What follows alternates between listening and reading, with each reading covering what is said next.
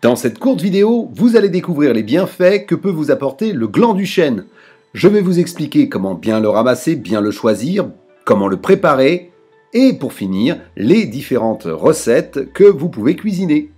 Aujourd'hui, on va parler du fruit commun d'un arbre répandu, cher au cœur de tous les promeneurs, le gland du chêne.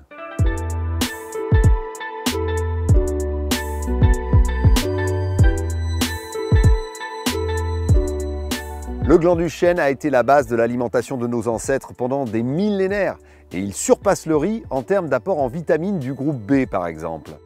Comme pour les pommes, les poires ou encore les châtaignes, c'est vers la fin de l'été, le début de l'automne, que vous allez récolter les glands.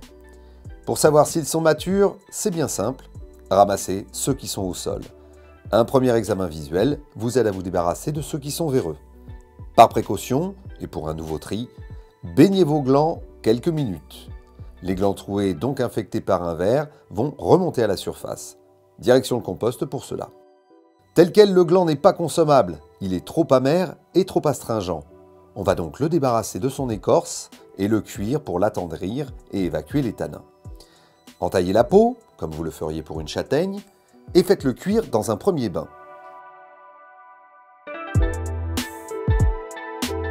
L'eau de cuisson va prendre une couleur chocolat. Ce sont les tanins qui s'évacuent. Profitez-en pour ôter la première peau, changez l'eau et répétez l'opération. Pelez vos glands. Une fois séchés, concassez-les.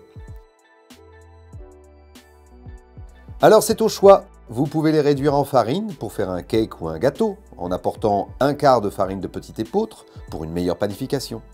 Vous pouvez broyer plus grossièrement pour faire un pâté végétal avec vinaigre, condiments, légumes et herbes.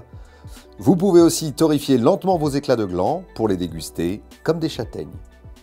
Le gland est certes moins commode à cuisiner qu'une préparation industrielle, mais il a l'avantage d'être tout autour de nous, tant le chêne est commun, et il a l'avantage de vous offrir ses fruits gratuitement, comme moi je vous offre mes vidéos.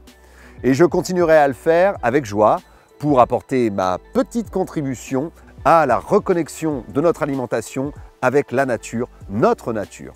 Je vous invite toujours à commenter, questionner, réagir, partager vos recettes. On a faim de savoir sur BioTélé.